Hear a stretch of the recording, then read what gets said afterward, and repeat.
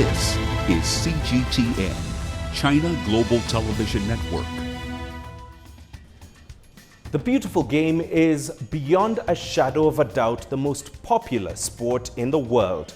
There are continent-wide and global competitions, over 4,000 professional football teams registered worldwide, and over 5 billion fans and counting. From humble beginnings in Britain in the mid-19th century, the popularity of modern football has grown exponentially over time to truly become the global game.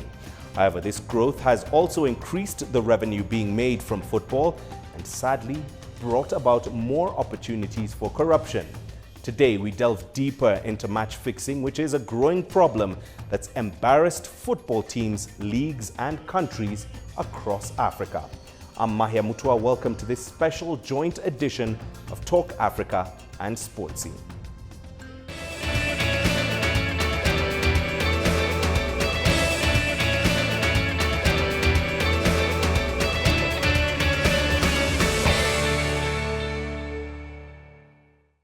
All right, joining me now to discuss match fixing in African football are, with me here in studio, Sarah Ochwada, who is a sports lawyer as well as a judge and vice chair in the FIFA Football Tribunal Player Status Chamber. Also joining me is David Kwalimwa, who is a sports writer focusing on African football.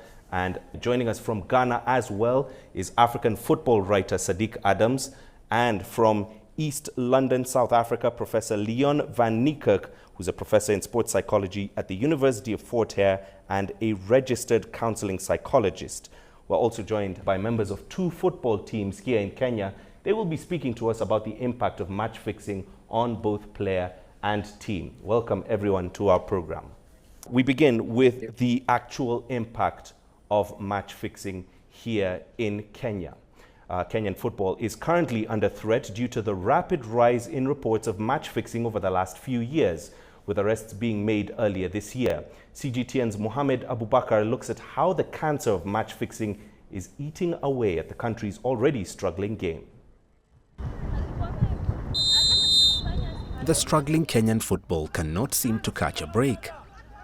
After serving a FIFA suspension for nearly a year in 2022, the game is now facing its latest setback: the rampant rise in match fixing. Match fixing, it is really deep. We are talking about 70-80% of games being fixed. You come and watch a goal, it's a scripted goal. A team concedes, it's scripted. It's not a normal goal that has been scored, well calculated. Things have been scripted from the word go. Kenyan Premier League side Nairobi City Stars is the latest victim of suspiciously orchestrated results. The club recently came out with damning evidence against 3 foreign nationals that approached members of the team to fix a game. However, despite the insurmountable proof gathered by the club, the perpetrators are free on bail after being charged in court. What penal code, what act in the penal code do we apply? So they had to look at conspiracy to a felony, attempt to corruption. They had to try and look. There was nothing directly that talks about match fixing because it's not there. Football Kenya Federation has been vocal against the vice and handed stiff sentences to perpetrators. Earlier this year, it suspended 14 players and 2 coaches over allegations of fixing matches. The Federation has now made an impassioned plea to Parliament to pass laws that will criminalize match fixing in Kenya. We cannot act against people who are not members. So we need regulation in terms of law to allow law enforcement to act against somebody who we can report to be told to have fixed a match, and we are required to provide evidence of a certain nature, and therefore they can be taken to court and they can even be jailed or action can be taken against them. That is what we are lacking in Kenya. The continued lack of integrity in Kenyan Premier League matches and results is also threatening to chase investors and financial partners from the game. Such vices have to leave our game. And you know why, Mohammed? Is because it has a very big impact. Remember that City Stars is a team owned by an individual called Jonathan Jackson. So you can imagine putting in 50 million per season, only to hear that the games that you lost were fixed. You can imagine 50 million, you can do so much with it. So we are trying to protect his investment. We are trying to protect the image of Kenyan football. I am afraid if we don't stem this issue, I may not have a budget for next season. Match fixing is one of the biggest stumbling blocks to the growth of Kenyan football in particular and Africa in general. It now remains to be seen whether the efforts being made by CAF and FIFA to kick out match fixing in the continent will bear fruit before the menace spirals out of control. Mohamed Abubakar for CGTN, Nairobi, Kenya.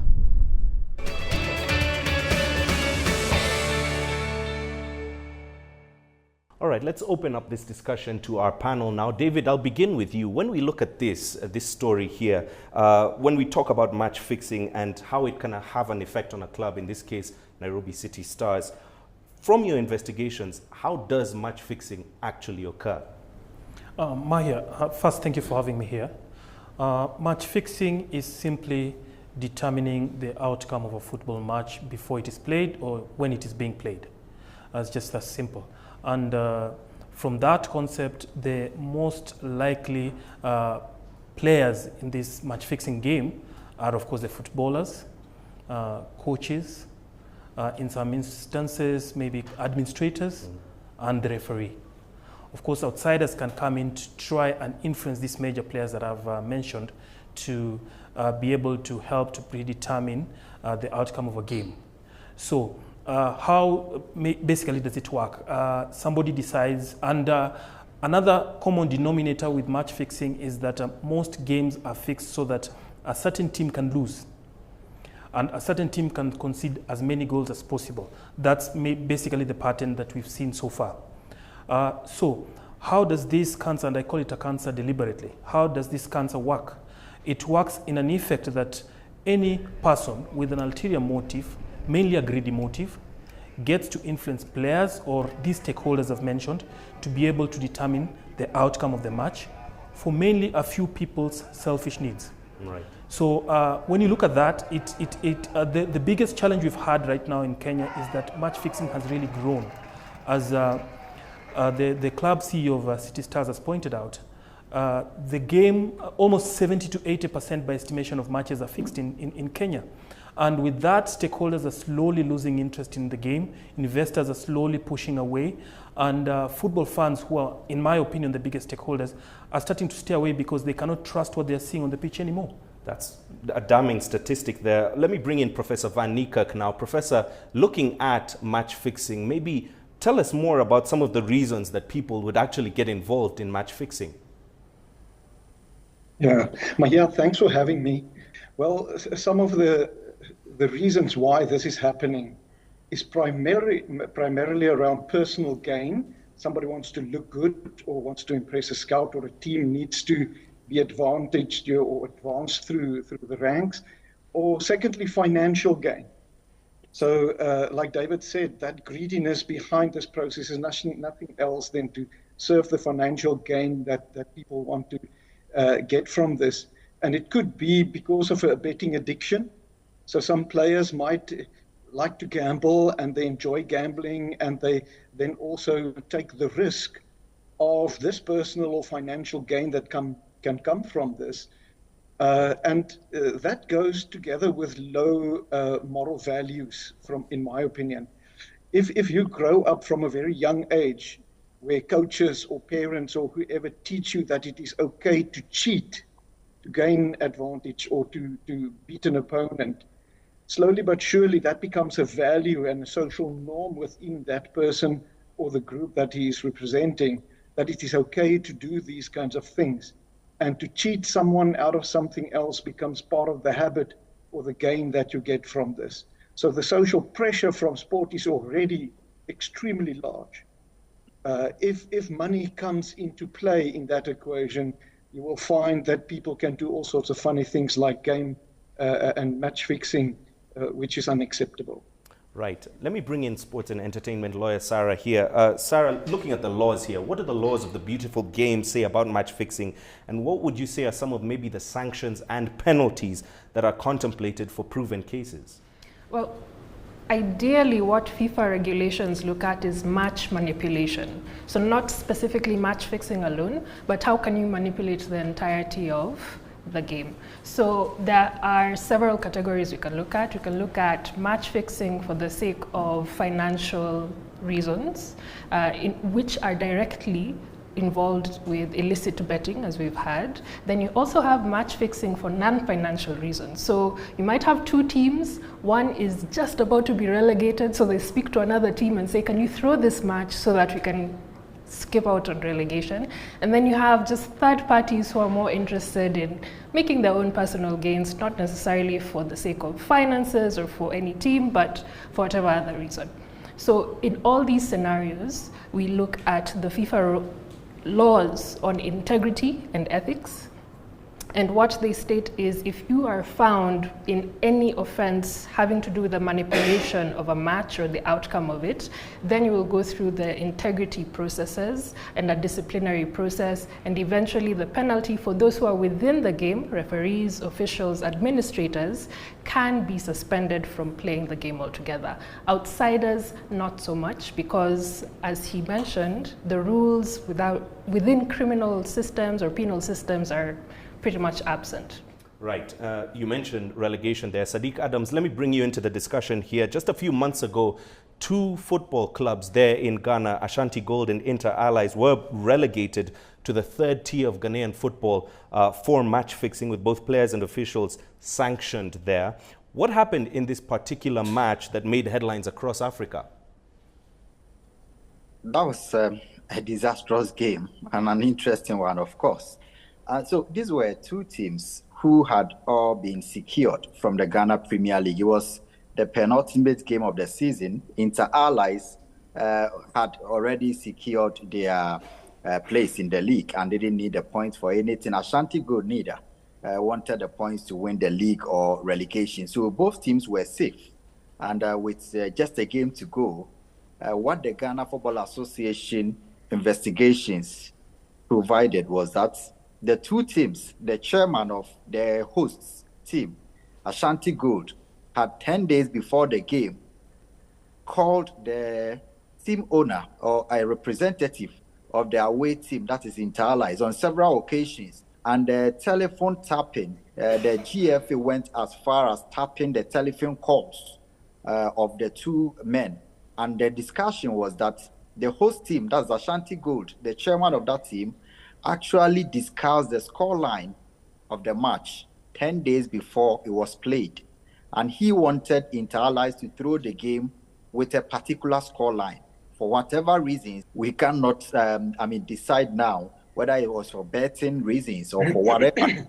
But it points to one fact that there was a betting on that game. So in the course of the game, players of Inter Allies, some of them already knew, because the owners have already discussed the scoreline. So some of the players were angry and said that their integrity is on the line and they wanted to protect their dignity. So they would not play to a fixed game to that particular scoreline. So one player of Inter Allies, that's the away team, Hashim Musa, decided to break the rules and score two own goals, two superfluous own goals, so that the 5-1 scoreline will be destroyed. And that's what, uncovered the whole scandal that had been plotted. It would have been 5-1 without the knowledge of anyone.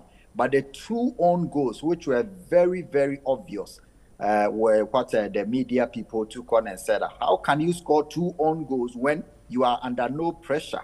And this is what provided the evidence for the GFA to go into the conversations and tap on the telephone lines of the two men and chance on their conversation. And these two teams have been banned together with 22 players on each side. And the chairman of both teams have been banned as well. So the game was planned to fix it at a particular scoreline, which one player of the team decided to destroy the entire scandal that was plotted.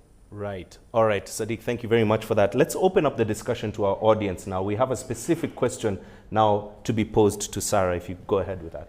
Okay. Aside from the bans, are there lack of consequences for match fixing, or are the penalties not harsh enough? Well, the main two consequences within the football family, let me put it that way, are bans or suspensions and fines. But these two particular penalties can only be enforced within the football realm. Beyond football, there's hardly any other consequences, because match fixing or match manipulation is an offense which is only football or sports based. It's not a criminal offense because you can't tell who is the aggrieved party. For example, if you went outside and let's say you're speaking to your mother or your brother and you tell them, oh, by the way, this team X lost today because of match manipulation. I'll just look at you and say, okay, so how does that affect me? How does it affect you? How does it affect the Kenyan economy? You don't really know. So in terms of public grievance or public space, match manipulation does not necessarily have a direct effect unless there's fraud involved in getting of funds through match manipulation, in which case you could be able to stretch the law a bit and say there's a criminal fraud involved, and so you can go after those particular individuals and pursue a jail term. Very rarely does that actually work. Right. All right, let's get a better idea of the scale of the problem across the African continent. On our screen here, we can see Kenya, Nigeria, Zimbabwe, Ghana, and South Africa. These are some of the countries where there have recently been reported cases of match fixing. Obviously, a situation that's quite dire across the African continent. So let's continue with our discussion now. I'll bring in Sadiq once again. There was a major scandal, Sadiq, back in 2018 in Ghana. The country dissolved its football association after its president, Kwesi Nyantakyi, was filmed apparently accepting a bribe, a cash gift as it was called, and handed a lifetime ban, as you remember, from all football-related activities. What measures have been put in place to slam the brakes on corruption in football there? Yeah, generally, Kwesi Nyantakyi was at the apex of it, and reason why he's become very known for that corruption. But there were over 112 referees who were caught in that scandal as well. 112, some of them taking as low as $50 to throw a whole football match of over 40,000 people in the stadium away and fixing those games. And some of the measures that have been put in place includes the Ghana Football Association now liaising with the Ghana Police Service and Interpol to be able to trace match fixers and referees as well. In the past, the referees in Ghana used to take their salaries or allowances from the FA months later after officiating games, and so they became very vulnerable and relied on the team owners to take charge of them. So if a referee is traveling for a game, sometimes they are being taken care of by the host teams. And so they become very, very vulnerable and try to throw in matches in favor of these teams or try to seek favors. So now the GFA has been able to get the referees in line, pay them ahead of the games, as well as also provide transport opportunities for them, accommodation for the referees. And they have also instituted, new GFA statutes that is barring players and officials as well as referees from fixing matches or even engaging in betting. But like they say, the more things change, the more they remain the same. A lot of these things keep on happening, and until it is being criminal, this is what has been said in Ghana, a lot of discussions, until we criminalize match fixing, because right. Also in the Ghana constitution, because this is a sophistication or something that is innovation, we did not even anticipate the occurrence of match fixing in Ghana football. So there is nothing like that in the Ghanaian constitution or penal code to be able to charge people who are engaged in this. And these are some of the steps that the FA wants to engage the government and parliamentarians to institute measures of putting in place some of these codes or acts that will be able to criminalize match fixing and corruption in football in Ghana. Right. Corruption applies to only public officials. So people in football cannot be charged for engaging in corruption in football, which is very, very trivial. All right, Sadiq, thank you for that. Coming to you, Sarah, now, from your legal experience, what's some of the evidence you've uncovered that's unveiled the extent of the problem across the African continent, and how easy is it to prove a match-fixing allegation? Okay, so I can't speak about the specific evidence that I've come across because that implies certain cases. But what I will say in general, in terms of integrity issues, FIFA looks at direct and indirect evidence. And this can come in form of video recordings, audio recordings, documentation, WhatsApp messages, screenshots, website information. Like all this can form the basis of information which can be used as evidence, which at first must have a preliminary investigation to see whether or not even this evidence can match up in order to have a case against the individuals involved. Why do you think it takes so long for some of these cases to be arbitrated here on the African continent? On the African continent, it's because we lack the infrastructure to actually get the case from start to finish. So the process is, first you get a report of an incident, then you go through a preliminary investigation, then you judge whether that particular investigation warrants adjudication or a hearing, then you go through the hearing process, and eventually now to the sanctioning. In Africa, we don't have the resources or even the people who would be able to sit down and take a case from start to finish. And ideally, you need a vast number of disciplines. You need someone who is an investigator, you need someone who is a lawyer or who has a legal mind to look at the individual cases, and you need someone who will adjudicate them based on the football laws and regulations. So if that infrastructure is lacking, you likely will not get those cases being done on the African continent. All right, let's open the questions up to the audience once again. We have a question. Would you say that the problem of match fixing across Africa is getting worse over time? Yes, the problem seems to be growing with each passing day. Of course, initially we had scattered cases. You have to go back to probably 2010 in Kenya when the first real case of match fixing was reported via a documentary, an expose, when Kenya was playing Nigeria, you remember, in the 2010 FIFA World Cup qualification match in Nairobi, where players in the Kenyan team admitted to throwing away that game. But over time, we've had FIFA ban 4 players in the Kenyan Premier League for match fixing related incidents. And after that, there have been questions after questions until recently when the complaints became louder. And thereafter, of course, 3 people were arrested in Nairobi recently, 2 foreigners from Russia and Uganda arrested in relation to this and hauled before court, charged with match fixing related offenses. So yes, worryingly, of course, the calls are becoming many. Match administrators, football administrators are complaining each passing day. The other day we saw the Football Kenya Federation President Nick Mwendo in Parliament, more or less pleading with the parliamentarians to enact a law to just curb this device because in his own opinion it's getting out of hand. 25 people not arrested but sanctioned by Football Kenya Federation, albeit provisionally. So yes, worryingly, I'd agree that the problem is growing with each passing day. All right.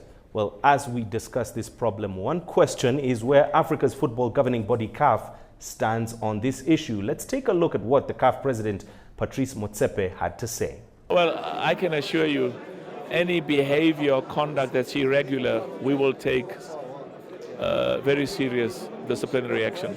So if we receive any complaints of that nature, we will investigate and take appropriate action. We've got a proper disciplinary process, and any complaints of any type should be brought to our attention, and we will investigate and take action.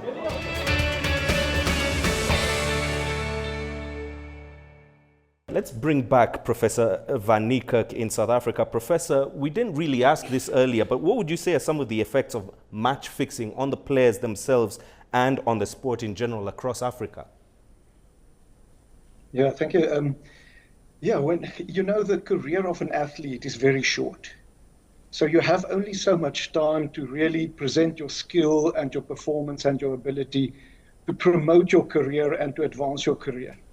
And then if somebody fixed a match for you as a player, apart from the fact that it is a shock, it really makes one angry if somebody is interfering with your progression and your processes in terms of development by cheating, because it doesn't only affect that person, but also you as a player, because your integrity now as a player might be something that others will consider, while you might not even have been involved and have been excluded in that process. For teams in general, it really puts a question mark on their ability and the reason why they are participating in sport, and whether it is something they do to present their skill and their performance and their ability, or is this just for the sake of money? So in terms of the depression and the anger and the sadness that comes with this, and the question about integrity, the experience of loss is quite vivid for those players not involved. However, those that are involved, and I think we only see the tip of the iceberg here when some players are caught out. Behind the scenes, quite a number of them get away with it. And the experience they have is then to become more optimistic and more confident in the way they do it, sometimes a bit arrogant, and make decisions around it that sometimes become absurd, taking that risk to fix those matches. In the end, for teams, for Africa in general, something like this cannot have any good consequences or effect on advancing the sport in Africa. All right. Earlier, Sarah, we just heard what the CAF president, Motsepe, had to say. Do you think that CAF's doing enough to curb match fixing on the continent? I can't speak for CAF or the other member associations within the CAF Federation, but FIFA does have a very strong policy on what each member association should do, especially African associations. So the first thing they ask you to do is have an integrity policy within your member association, so that you can be able to report any sort of manipulation or anything that looks untoward for the rules of the game. Once you have your policy in place, you must have an integrity officer who will be able to ensure this policy is actually running within the federation. And together with that, they also need to have a media policy around integrity, reporting, and how media can play a role as well in catching some of these people who are involved in match manipulation. So all this is the responsibility of each and every member association, not just at the confederation level, but we need to take responsibility from the ground up. All right. Finally, coming back to you, Sadiq, for a very quick, brief answer here. We do know that the next World Cup, the 2026 World Cup, will have an increased number of teams. Does this now open up more avenues for match fixing? Briefly. Definitely, unless we put measures, very strict and stringent measures in place, the more it becomes attractive, and the more people compete or teams compete, the more there will be the chance or avenue for others to cheat, and that's through match fixing. And once the CAF and FIFA knows how this will bring about match fixing and the intensity of it, we need to put measures in place. Otherwise, we will breed much more corruption and match fixing in those areas. All right. Thank you, Sadiq, for that. All right. We've heard from our CAF president, our panelists, and our guests here in studio. There's much more to come, but for now, we're going to take a short break. Do stay with us.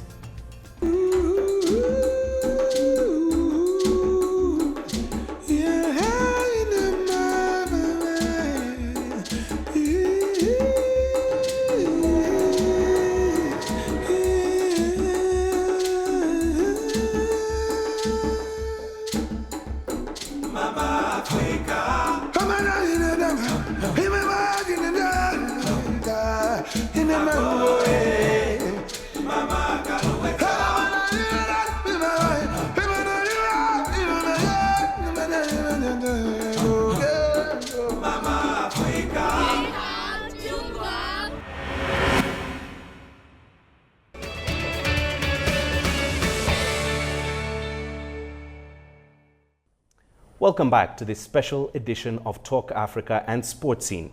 We continue our discussion on match fixing in Africa. Still with me are Sadiq Adams, Professor Leon van Niekerk in South Africa, Sarah Ochwada here in studio, as well as David Kwalimwa. We've looked at how this problem has impacted leagues and international matches across Africa. But what about the impact on the welfare of the players themselves? Let's look at the situation of some women football players in Uganda with our colleague Leon Senyange. Sharon Kaidu's day starts here, at a school canteen where she works. The 18-year-old says the earnings from her job help her get by. It's not that much, but they get me lunch, and I'm happy being here. After work, it is time for football. Sharon's favorite position is goalkeeping. She is the first choice goalie for the Uganda Matters Women's Football Club. A goalkeeper for handball. I'm a netballer, though I specify in football and I love it so much. Sharon's team is currently third in the local women's league. There has been some work put in for this year's title chase. Sharon, like the rest of her teammates, has to make do with facilities like these. And despite the inadequacies, the players have big dreams. Sharon wants to play for the national senior team and hopefully one day at a professional women's football club. I know one day that time is coming for me and I'm working so hard. Local clubs are eager to see their players follow that path. Getting them into a professional setup could take a while.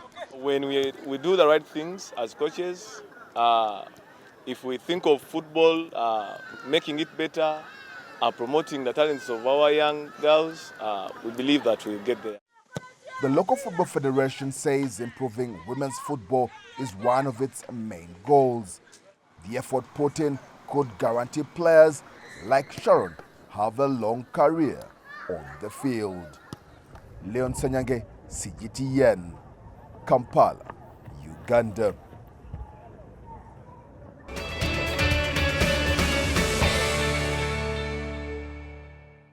Continuing with our discussion now, I'll turn to you, Sarah. Looking at this situation in Uganda there, which might as well represent the situation across the region and the continent, how much have the elements exposed the women's game to match fixing in Africa? Oh, I can't really speak about the various countries because each country is on a different developmental path when it comes to women's football. But those who are having active matches within the football world definitely are going to have a mirror situation of what's happening in the men's world as well. And as much as we're talking about greed, which is the motivation for football manipulation, you also have a situation of desperation. So that's something that we have to look at. For the women's sport, isn't so much a matter of greed leading to manipulation as it is we need this money so that we can feed ourselves, feed our families, improve our lives. So we have to look at how will we finance or resource the women's game just as much as the men's game so that we can remove these elements of manipulation. Right. The growth of the sport globally has also dramatically increased its revenue. As a result, the rise in popularity of sports betting has also opened up another avenue for virtually anyone to make money in football. Professor Van Niekerk, do you see a correlation between sports betting and increased cases of match fixing in Africa? Yeah, obviously, I think it's obvious that the more pressure that comes from betting, the more opportunity there would be for athletes to fix these matches. So I think in terms of the growth of the sport and the growth of the opportunity to get involved in gambling and then be persuaded to do some match fixing, the more you will see this as it becomes an avenue for athletes to increase their income. I think it's unavoidable that correlation, which is a positive correlation in this case, as the one increase, the other one will increase. So I think that correlation is quite strongly visible at the moment. I think, if we are not going to do something about this, the need of athletes, and sometimes you find athletes who really invest a lot of time and effort in preparing for their sport, and they don't get much back from it in terms of salary-wise or money for games that they play. It's almost non-existent, and especially in South Africa, where only a few athletes really make an income or get an income that is sufficient from sport. they have to continue with their other careers.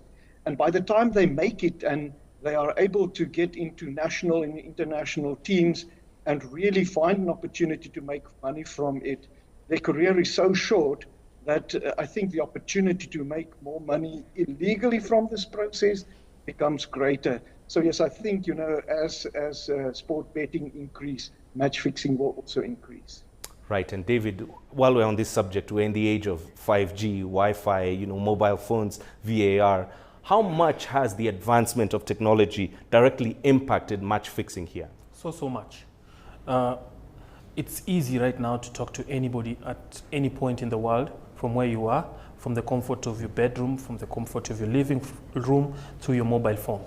So a lot happens with each passing second, and the world has become a village, and people get to know each other, people get to talk and do business online, do business on social media without necessarily having to meet. And you can see the patterns with some of the suspects of match fixing in Kenya, where you get a Russian national arrested in Nairobi for match fixing related offenses, a Ugandan national with a Russian national at a home in Nairobi planning match fixing apparently. So you get to see how that comes. And also research has shown and the investigations have shown that the Kenyan leagues, for example, have so much interest in Asia and Eastern Europe, some countries as far as Kazakhstan, you talk about your Russias, your Turkey, they are following these games. Of course, these games are streamed live on social media. The results are given up to date per minute. By the minute, yeah. Yeah, so there's a lot of interest in Kenyan Premier League matches. In my case, it's a bit weird why somebody in Kazakhstan would want to know what's happening in a second division Kenyan Premier League match. So of course, when the issue of match fixing comes up, it shows you how easier it can be to connect and get involved in such crimes. All right, let's bring in our audience members once again. We have a question from our audience to Professor Van Niekerk. You can ask. Other than financial gains, what might be the motivation for match fixing? How can the problem be addressed by clubs, leagues, and countries? Yeah, thank you for the question. Yeah, sometimes we just fixate so much on financial gain that players get from this thing called match fixing, that we forget the personal gain that they get from that and other reasons that might reinforce it. Now, the one is an addiction to gambling.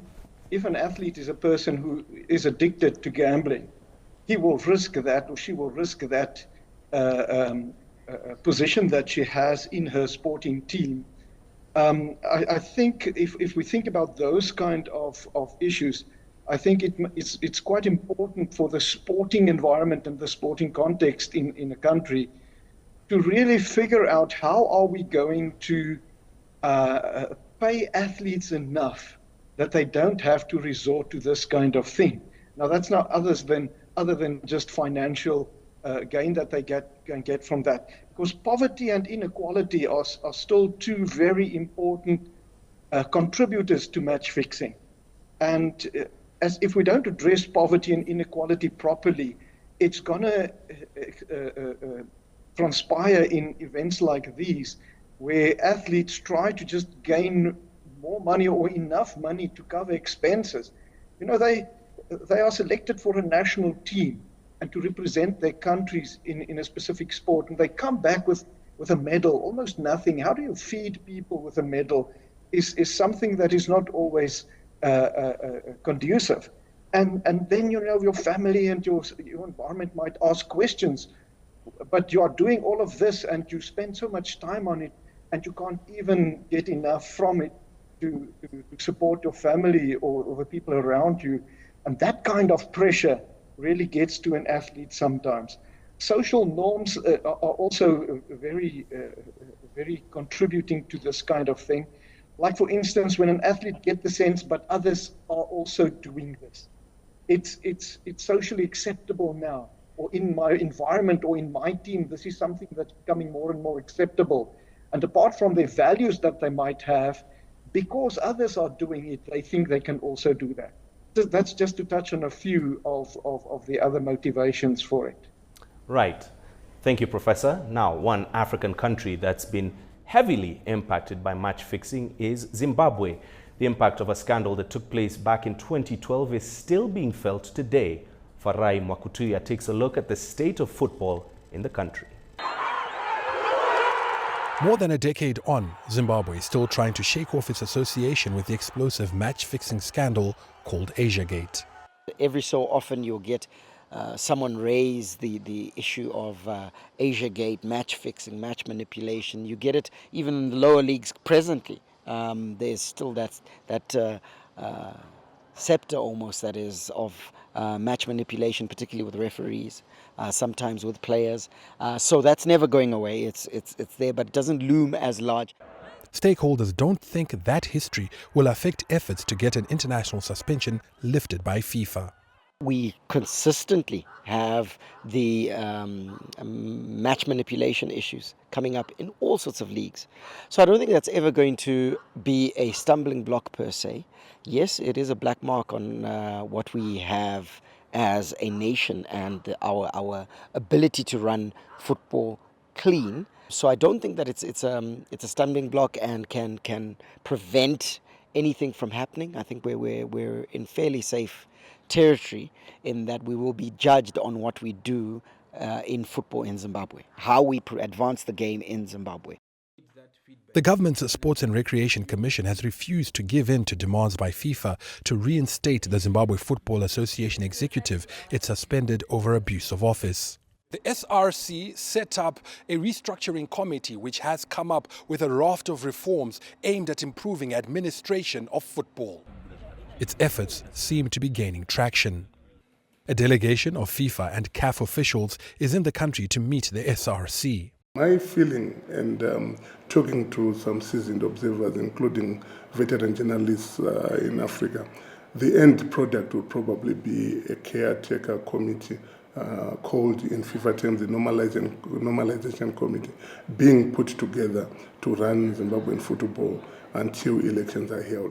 Due to the international suspension, Zimbabwe has missed out on the 2023 AFCON and 2026 World Cup qualifiers.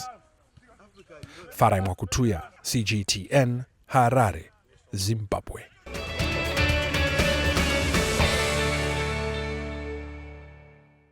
All right, let's bring this back to our discussion now, and I'll take this back to Sadiq Adams in Accra. Sadiq, tell us what the effect of the Asiagate scandal has been on football in Zimbabwe.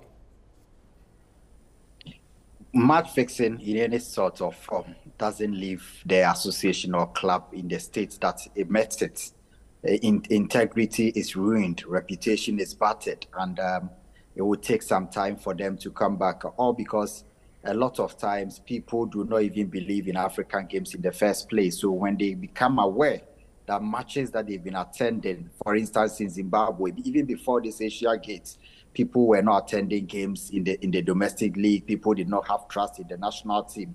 So if people suddenly become aware that the passion and the zeal that they followed matches were all sold and there was no integrity, like we say, the integrity of sports lies in the unpredictability of results. And if the results are predetermined, it leaves the association's reputation battered and ruined. I believe that Zimbabwe will need to take a lot of reforms to engender confidence back into the game, because at the moment, not only the people in Zimbabwe, myself as a sports journalist, people across Africa do not believe that Zimbabwean football is clean. And when I switch on my television and watching across Africa, I will, for instance, choose to watch other leagues on the continent than watch Zimbabwean football. That is the scale of and magnitude of distraction this Asiagate has done. Not only the football people, not only the officials, but even not the players, but the officials of Zimbabwean football. You lose trust, and once trust is broken, it's very difficult to mend. Right, and as we're on this subject of Zimbabwe and Kenya, David, both nations were suspended by FIFA recently. How do these kinds of sanctions affect the growth of the game in those nations and the sport as a whole in Africa? And also, how do they impact the young player who's trying to get discovered on the world stage? The impact is huge. Most of the time, the FIFA sanctions, if you look at them critically, they affect the players and the coaches. The club officials and the federation officials and government officials who are probably the main cause of the ban continue with their lives normally. But the players don't get to play in international games, the referees don't get to ref games out of the country, and almost on most occasions the life of a footballer grounds to a halt while waiting for the next opportunity when the ban is going to be lifted, because the bans are placed in a way that they affect the national teams and the players and the referees, who in my opinion are the biggest stakeholders in the game. So in Kenya's case, where the country suffered a ban of around 18 months, during that 18 months, Kenya missed out on around 4 or 5 tournaments. At the top of my head, I remember the 2022 Africa Cup of Nations qualifiers, the Africa Nations Championship qualifiers. The national women team was 1 step away from qualification to the Africa Women Cup of Nations. Now, all that just flushed down the toilet in a go. You get to see how far a hill you have to climb to get just back to where you are before you can compete at this point in time. So yes, the bans have been huge, and Kenya and Zimbabwe, of course, Zimbabwe still serving that ban by FIFA. Kenya bent backwards to accommodate some of the rules by FIFA to get back onto the international fold, but up until now, no competitive game played by the men and women's national team. So that is a big factor in the development of Kenyan football that has been dented, and it might take a long time to recover. Right, and Sarah, we're almost out of time here. Let me bring it to you. Looking through the lens of international law, do we have cross-jurisdictional treaties and agreements that could help facilitate maybe justice in case of match-fixing cases in Africa? Well, the treaty is not so much, but what we do have is Interpol working with several other government agencies to catch up with those who have been flagged for irregular betting trends. So they look at several different bets that are going on internationally on the several websites, and if they catch something which looks a little suspicious, then they'll move in and try and get some investigations done together with the countries involved. All right, let's ask the final question from our audience to David now. We have one more question from Nairobi City Stars to David Kwalimwa. Go ahead. Okay, how can journalists work with the players to end match fixing or gather information on match fixing? Thank you. That's a very good question, because in Kenya, there has been a challenge of relationships between journalists and players. There's some bit of mistrust from where I sit, because players tend to think journalists probably expose them for the ills they do, and at times they don't judge them fairly performance-wise on the pitch. So the relationship has taken a little bit of a dent. But my encouragement to players in Kenya is, if you believe you have information that you can give and can help kick out match fixing in Kenyan football, be bold enough, approach a journalist, somebody you close with, tell him. If you feel like you cannot go to the police station, because of course it's an option of the authorities, in this case a Football Kenya Federation or your immediate employer, you can talk to a journalist off the record. Journalists are allowed by law to hide their sources. They don't have to say where they got the sources, but if you got a good lead that can lead to maybe kicking out match fixing or arresting culprits, it's for your own good, because if match fixing gets into this game and sucks up a big part of the game, we will have no life to live. There is nobody who's going to come to watch you in the stadium. The clubs are not going to have finances to pay you. Journalists are not going to have time to cover you. Big teams out of the country will not be able to spot your talent. So you have to play your role as a footballer, talk to journalists, give them the information you have, give it to them off the record, and tell them that you trust them to use that information positively to help improve football in Kenya. All right. Well, looking at a more positive note here, match fixing in football appears to be happening less and less in South Africa, especially in the Premier Soccer League. Here is CGTN's CS Du Plessis with more. South African football has been through many highs and lows since its readmission to international sport in the early 1990s. And before the game-changing television deal in 2007 that saw many matches televised on a weekly basis, there was very little standing in the way of outside forces, if you like, playing their part in manipulating the outcome of matches or influencing referees to make dubious decisions. These days, and to a large extent since the investigation into corruption called Operation Dribble in 2004, the top tier, the Premier Soccer League, has managed to keep a clean sheet. I can stand here confidently and say I don't think that our football has been compromised in any way. And you know, I've been quite happy with the way the leadership have been able to run our football. Everything points out to a certain level of order. There are challenges, but overall, I'm quite happy with where we are now. In the top flight, the DStv Premiership, it seems to have kind of died down since the days of 2004 when there was Operation Dribble. I think around 2014-15 there was another smaller scandal, but mostly now, yes, there does seem to be a lull, and hopefully that can continue. These days, with a minimum of 18 cameras used in the broadcast of a Premier Soccer League clash and the elite panel of referees who are well equipped to handle the pressure of officiating in the top league in Africa, as well as the impending introduction of VAR, the window for opportunity for outside forces to manipulate the outcome of matches is decreasing. And considering that it's been almost 10 years since the PSL was rocked by a match-fixing scandal, it appears as if the league is successfully keeping the scourge at bay. The responsibility lies with the respective clubs to educate their players about match fixing, according to the PSL.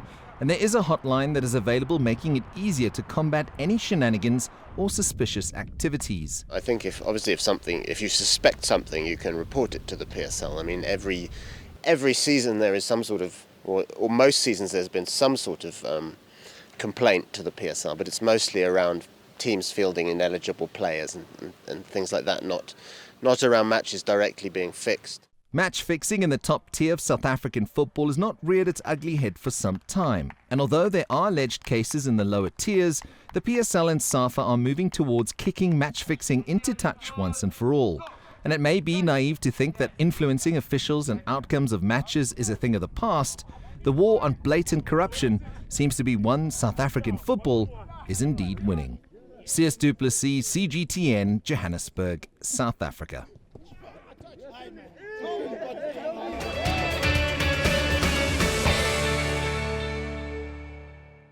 Interesting case study for the African continent. Let me ask the next question to Professor Van Niekerk there. Professor, what did South Africa do? What did it take for the nation to achieve what they've done so far? Yeah, I think in terms of dealing with the issue, there was immediate action when it happens. I also remember in cricket, there was a King Commission that took charge of it immediately and discovered quite a number of things to address. And I think that filtered down to many of our federations. SASCOC and the Minister of Sport, Recreation, Arts and Culture, I think has got a no-tolerance approach to this and putting a lot of effort into dealing with these issues of match fixing. So there's a prevention approach rather than a reactive approach happening. And I think the education that is currently happening and the ways that officials are starting to deal with this is, I think, working quite well to our advantage. And I think right from the start when this kind of thing was addressed, and I know there were some bizarre matches, especially in football with regards to match fixing, with absolute bizarre outcomes. I think it has been addressed through a prevention rather than a reaction approach. And I think it is currently working for us. Right. Sarah, coming to you, from what we've seen in that story and as well as what the professor has said, what can nations like Ghana, like Kenya, like Zimbabwe learn from the South African experience there? Well, definitely take action and be proactive. Prevention is better than cure, but I will encourage them to take very seriously the FIFA regulations concerning integrity policy and having integrity officers, so that once you have that structure in place, it will be a lot easier for you to deal with match manipulation as it comes up. If I might add on to that, what I've noticed from the South African game is that when there's a lot of scrutiny on the game in terms of technology, like in the South African Premier League match where there are 18 cameras on the stadium is packed, it's easier to spot mistakes, fishy moves and everything that has to go with that, unlike other developing leagues which are probably having challenges with the technology and probably the broadcast of matches. So in South Africa, it's easier to get to the bottom of the matter because there's a lot of evidence in terms of the match production.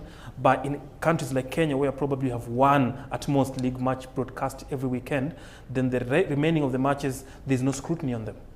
All right, we're almost at the end of our discussion this afternoon. I want to thank you all for joining us. I would like to get your final thoughts on what needs to happen to combat match fixing across the African continent. I'll get your final thoughts first, Sadiq, and then Professor. Well, I believe that journalists will play a very key role. From my experience in Ghana, the first expose was by a journalist, and the second, talking about the match we just discussed, was also by a private television station that went to the game. As David mentioned, a lot of centers do not have cameras provided by the Football Association, and so journalists will play a key role. When lights are shined upon activities, it becomes very difficult for these shenanigans to be done. And so I believe that journalists needs to be sophisticated and logistically supported to help in the fight against match fixing. All right, Professor? Yeah, I think the best chance for dealing with this properly lies with the player himself or herself. If you can convince that person that by keeping a blind eye to this kind of risk, it will seriously impact on your development as a player, because the international world is not just losing trust in the team that you are part of, but also in you as a member of that team. And your chances to develop your career from there is becoming slimmer and slimmer.